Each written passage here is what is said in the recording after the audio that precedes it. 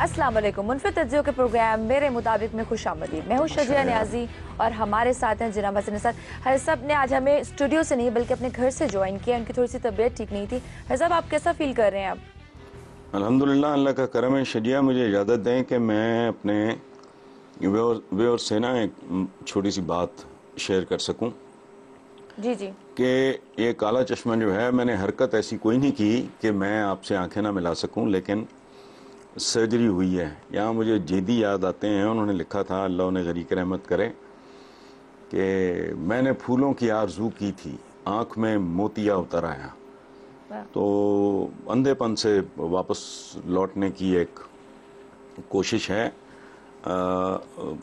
आँख की सर्जरी के बाद अभी मैं रिकवर होने के प्रोसेस से गुजर रहा हूँ और अपने व्यूअर्स से सिर्फ इतना शेयर करना है कि कायनात की सबसे खूबसूरत मशीन या क्रिएशन वो है इंसानी जिस्म।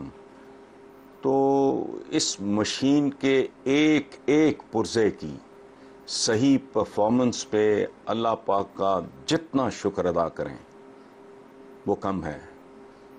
एक पुर्जा अगर उसकी फंक्शनिंग में खलल पड़ जाए तो पूरी मशीन बर्बाद हो जाती है। तो अल्लाह पाक का शुक्र अदा करते रहें और मुमकिन हो तो मेरे लिए भी दुआ करें।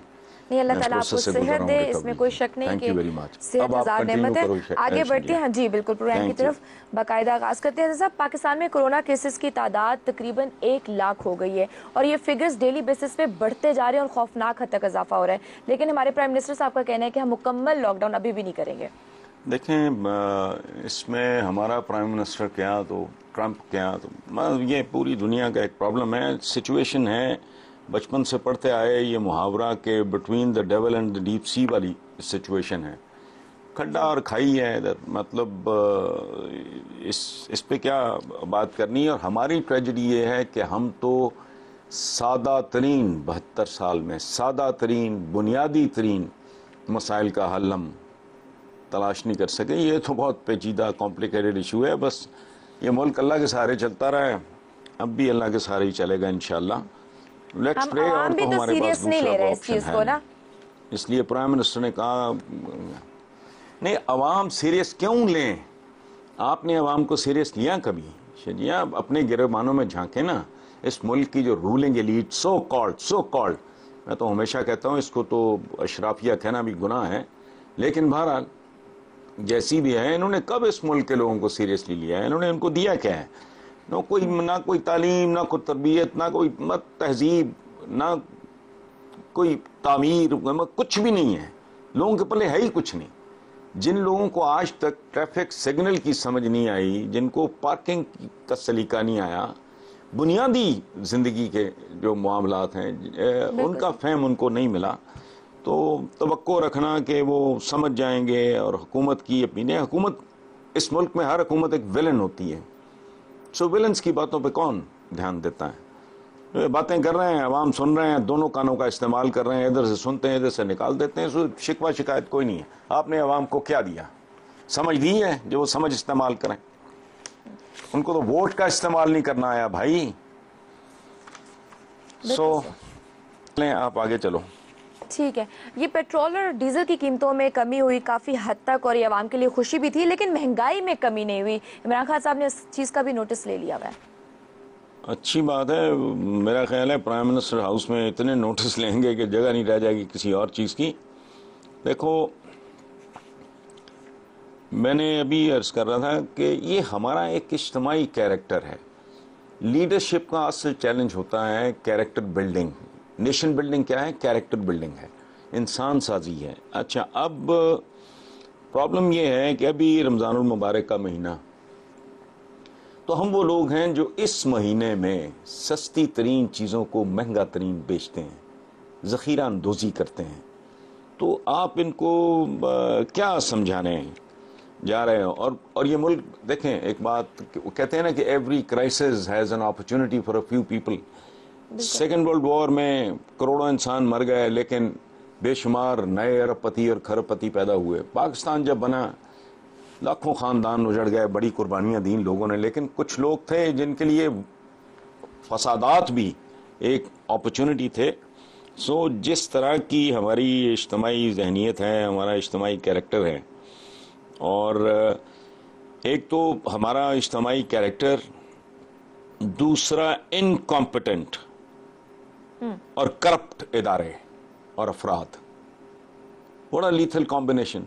تو ان دو کے نتیجے میں بد کردار ہوں، اور جنہوں نے مجھے مانیٹر کرنا ہے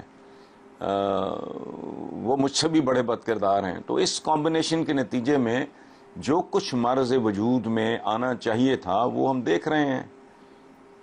بہت بدقسمتی کی بات ہے، but it is a reality. حضرت صاحب، تحریک انصاف کی حکومت کا سٹیل مل کی نجکاری کا فیصلہ، 9,000 سے زائد ملازمین کو گولڈن ہینڈ شیک کے تحت 23 لاکھ روپیہ فی کس دیا جائے گا. اس اندر ٹریجڈی ہے. مجھے لگتا ہے کہ میں کوئی شام غریبہ منا رہا ہوں. آپ پہلی بات تو یہ ہے کہ سن لیں اور سمجھ لیں، یہ ذوالفقار علی بھٹو کا ایٹمی طاقت بنانے کے خواب کے بعد دوسرا بڑا تحفہ ہے اس ملک کو سٹیل مل. اور یہ مل نہیں ہے پلیز، یہ اس ملک کا اسٹریٹجک ایسٹ ہے. یہ ایٹم بم کی سگی بہن ہے، یہ نری مل نہیں ہے. It's a lot more than that. میں چند دن پہلے دیکھ رہا تھا اسد عمر کی تقریریں، یہ ہمارے موجودہ وزیر اعظم تقریریں، ہم یوں کر دیں گے وہ کر دیں گے، یہ وہ سارا کیا ڈھاکے تین پات کہانی سامنے آ گئی ہے. لیٹ می ریپیٹ، سٹیل مل صرف سٹیل مل نہیں ہے، یہ اس ملک کا ایک اسٹریٹجک اثاثہ ہے. ایک بات. اچھا، اور اسٹیل مل کو ان لوگوں نے کھایا جن کے میدے سٹین لیس سٹیل کے بنے ہوئے تھے. وہ لکڑ ہضم پتھر ہضم کا محاورہ ہم نے سنا ہے، وہ لوہا ہضم سٹیل مل نہیں کھا گئے. بہت پرانی بات نہیں ہے. when this mill was making money. اگلی اس سے بات یہ ہے کہ لوگوں کو نکالنے پہ بہت ماتم ہو رہا ہے.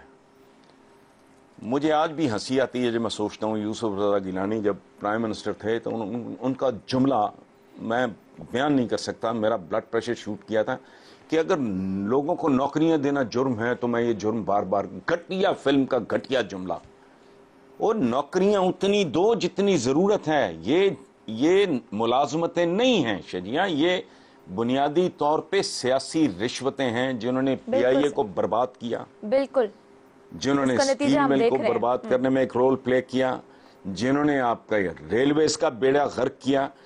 یہ لاہور کارپوریشن ہے، جا کے پتہ کر لو، کسی کو کہو اس کا آڈٹ واڈٹ کرے.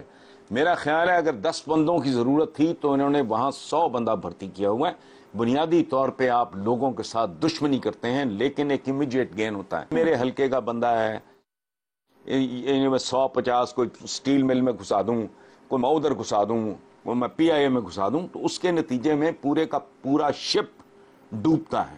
دس از واٹ ہیز ہیپنڈ. سو مجھے ذاتی طور پہ ان لوگوں سے ذاتی طور پہ کوئی ہمدردی نہیں، چونکہ میرٹ نہیں ہے. ہم خلفائے راشدین کے نام ہم نے استعمال کرنے کے لیے رکھے ہوئے ہیں، انہوں اپنے بیٹے سگے بیٹے کو سپیئر نہیں کیا تھا حضرت عمر بن خطاب نے. جب آپ بات کرتے ہو اس طرح کی، میرٹ ہے نا، ایک پروجیکٹ ہے. میرے گھر میں اگر 4 ملازموں کی ضرورت ہے، اگر میں 14 رکھ لوں گا تو بنے گا کیا؟ میس کریٹ ہو جائے گا. سو پریکٹیکلی یہ سارے اداروں کی بربادی کے پیچھے، چونکہ یہ بھی کرپشن کی ایک قسم ہے. کرپشن صرف پیسے کی لوٹ مار کا نام نہیں ہے، اس طرح کا میرٹ کی پامالی بھی بہت بڑی کرپشن ہے.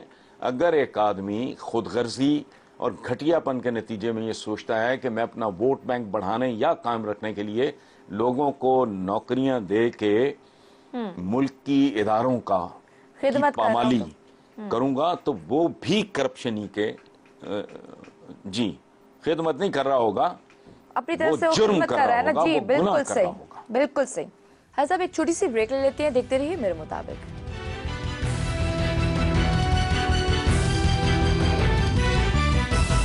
ویلکم بیک ٹو میرے مطابق. سب پنجاب کے صوبائی وزیر انڈسٹریز میاں اسلم اقبال نے کہا ہے کہ مارکیٹیں مستقل 7 بجے تک بند کرنے کے بارے میں ہم غور کر رہے ہیں. ابھی تو کورونا کی وجہ سے یہ ہے، لیکن اب وہ آگے مستقل 7 بجے تک بھی بند کرنے کے بارے میں غور کر رہے ہیں. یہ اسلم اقبال کے اسٹیٹمنٹ میں ایک ہی بات کمزور ہے اور فضول ہے. سوچ رہے ہیں، کیوں سوچ رہے ہو؟ کر گزرو.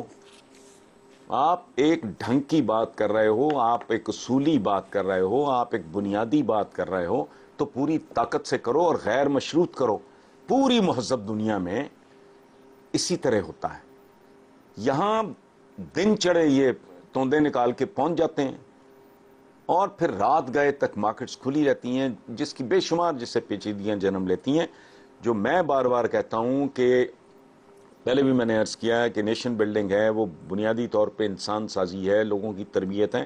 سو اگر اس کو آپ امپلیمنٹ کرتے ہو اور سختی سے کرتے ہو تو صارفین کی یعنی میری آپ کی بھی تربیت ہوگی اور دکانداروں کی بھی تربیت. یہ سیملٹینیس یہ بہت خوبصورت تربیت ہوگی کہ بھئی ارلی اپنے ٹائم پہ جا کے دکانیں کھولو سن سیٹ کے بعد. مجھے تو مہذب دنیا میں کبھی رات کے 1-1 بجے تک مارکیٹس کھلی دکھائی نہیں تھی. سو اسلم اقبال کو چاہیے کہ اس پہ سٹینڈ لے. سوچ رہے ہیں 72 سال ہو گئے سوچتے سوچتے، کچھ کر کے بھی دکھاؤ نا. ابھی تک سوچ رہے ہیں، بات اچھی ہے، بہت مثبت ہے، بڑی کنسٹرکٹیو ہے، بڑی ہاں بہت اچھی بات ہونا چاہیے.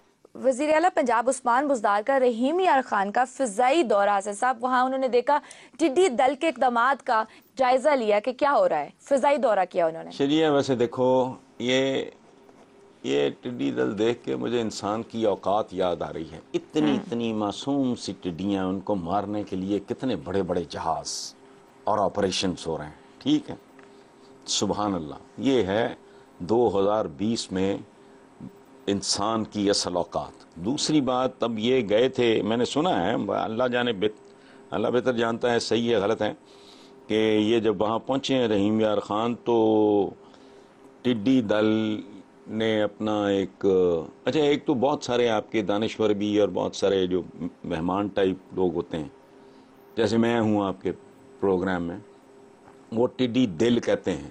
یہ ظالم عوام بھی کرتی ہے، عوام کی جنس بدل دیتی. جب کہنا ہو عام آدمی تو عام آدمی کرتا ہے، عام آدمی کہتا ہے. جب وہ جمع ہو جائے تو پھر وہ کہتی ہے اور کرتی ہے. سبحان اللہ. یہ ٹڈی دل کہہ رہے ہیں، یہ دل ہے. دل کہتے ہیں لشکر کو. ٹھیک ہے. بہرحال اصل بات یہ ہے جو میں نے سنا، اب یہ تو بزدار صاحب خود ہی بتا سکتے ہیں، کہ ٹڈی دل نے ایک وفد بھیجا کہ حضور قبلہ آپ کیوں تشریف لائے، ہمیں طلب فرما لیا ہوتا، ہم آپ کے سیکریٹریٹ میں لاہور میں حاضر ہو جاتے اور پھر آپ کے احکامات کی ہم حاضر ہو جاتی سب کی سب وہاں لاہور میں. میں نے یہ سنا ہے، پتہ نہیں مذاکرات کہاں پہنچے بزدار صاحب کے اور ٹڈی دل کے نمائندوں کے. انہوں نے اپنے منتخب نمائندے بھیجے تھے ٹڈیوں نے. صاحب ایک چھوٹی سی بریک لیتے ہیں، بریک کے بعد ہم سنتھیا رچی کے بارے میں بات کریں گے کہ انہوں نے کچھ الزامات لگائے ہیں. دیکھتے رہیے میرے مطابق.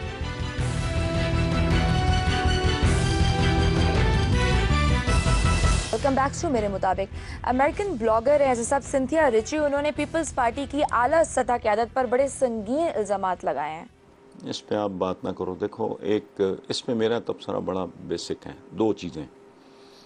پہلی بات یہ ہے شجیہ کہ زندگی میں اگر کبھی گندگی کے ڈھیروں سے آپ کا اللہ نہ کرے آپ کا کبھی واسطہ کسی کا بھی اگر پڑ جائے تو اس پہ تبصرے نہیں کرنے چاہیے.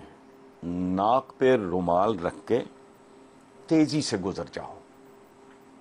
یہ گندگی کے ڈھیر ہیں، دونوں طرف ہے آگ برابر لگی ہوئی. ایک بات. دوسری بات، اس میں جو تھوڑی سی جس نے مجھے تھوڑا موو کیا ہے وہ ہے بے نظیر بھٹو مرحومہ کے بارے میں جو میں نے سنا ہے. سچی بات ہے، میں نے ٹی وی میں نے کیا دیکھنا آج کل، تو ان کے بارے میں وہ اگین ہمارا کلچرل وہ جو ہے نا ہمارا فاصلہ. ہم مرحومین کی عزت کرتے ہیں، ہمارا دشمن بھی ہو تو ہم اس کی مغفرت کی، اس کا ذکر کوشش یہی ہوتی ہے کہ اچھے لفظوں میں کیا جائے. ویسٹ کا اپنا کلچر ہے، آپ کو پسند آئے نہ آئے. تو میرا خیال ہے یہ خاتون جو کوئی بھی ہیں اگر یہ بی بی کو بلا جاتی تو بہتر تھا، لیکن ظاہر ہے ان کی ایک اپنی دنیا ہے. باقی اس پہ تبصرہ گندگی کے ڈھیر پہ یا ڈھیروں پہ کیا تبصرے کرنے ہیں آپ. صاحب شہباز شریف کی گرفتاری کے لیے نیب نے چھاپا مارا، لیکن انہوں نے لاہور ہائی کورٹ سے اگلے دن ضمانت کروا دی 17 جون تک کی. اس پہ بھی کیا تبصرہ کریں. دیکھیں بات سنیں، ہمیں آج تک یہی نہیں پتہ لگا کہ احتساب ہوتا کیا ہے، میرٹ کیا ہے. کیوں شہباز شریف क्यों चिराग दीन, क्यों जलाल दीन, वाई? ना हमारी तरबियत है, ना हमारे हुक्मरानों की, ना साबका हुक्मरानों की। मेरिट है, उसको फॉलो करो। उसमें कोई बाज शरीफ हो या शहबाज शरीफ हो, उसमें कोई पीटीआई का बंदा हो, कोई पीपल्स पार्टी का बंदा हो, मेरिट पे देखो, परखो। और इस मुल्क में तो आज तक समझ नहीं आ रही एहतसाब क्या है। अब मैं जब मियाँ नवाज शरीफ साहब का देखता हूँ, उनकी चहलकदमियाँ और टहलकदमियाँ, तो मैं सोचता हूँ ये क्या है। तो इसलिए ये नहीं कि शहबाज शरीफ के साथ कतन नहीं। कल्चर है हमारा, आज तक तब्दील नहीं हुआ। मुहावरा है सदियों पुराना, हमारे पंजाब में कहते हैं वो तू जानदा नहीं मैं कौन है। अच्छा, बंदा पूछे भाई तू दरख्त पे उगा है, फिर वो आम बोलचाल की बात कर रहा हूँ, बंदा को बंदा तो देख लिया करो। मतलब ये देख लिया करो बंदा कौन है, उसने झक क्या मारी है, उसने जुर्म क्या किया है, उसका गुनाह क्या है, ये नहीं, ये देख लिया करो है कौन। और जिस माशरे में हराम खाने वाले को चौधरी और काम करने वाले को कम्मी कहा जाता हो, उसमें यही कुछ ही होगा। वो देखते जाओ, इसमें कुछ भी ना पहले निकला था ना अब निकलेगा। अच्छा, एक और चीज़ है, कोरोना से वो मुल्क कम मुतासर हुए हैं जहाँ शख्सी हुकूमत या अथॉरिटेरियन रिजीम है, ये भी एक पॉइंट है। हाँ, अगर ऐसा है तो दुरुस्त है, मेरे हक में जाती है दलील। देखो, इस मुल्क को जमहूरियत ने जो चंद तोहफे दिए हैं उनमें से दो का नाम सुपर पावर है अमेरिका। आपकी इस डेमोक्रेसी ने उनको क्या दिया, डोनाल्ड ट्रंप, सुभान अल्लाह जी। और दुनिया की सबसे बड़ी डेमोक्रेसी, 1 अरब 35 करोड़ की आबादी है उनकी गालिबन इंडिया की, उनको क्या दिया, नरेंद्र मोदी। ठीक है, तो मैं तो प्रो डेमोक्रेसी आदमी हुई नहीं, मेरा बस चले तो मैं तो एक मुकम्मल लामरियत 20 साल जो डेमोक्रेसी का नाम लेना उसको डांग से मारो, तो बिलीव ही नहीं करता। बहुत सारे मामलात हैं जो डेमोक्रेसी सीधा कर ही नहीं सकती है और कॉम्प्लिकेट करेगी। 72 साल का रिकॉर्ड सामने पड़ा है। और एक बात और, कुछ लोग ये लॉजिक देते हैं कि जी फौजी मुदाखला, तो फौजी मुदाखला भी तुम्हारी नालायकियों, हिमाकतों, करप्शनों की वजह से हुई है।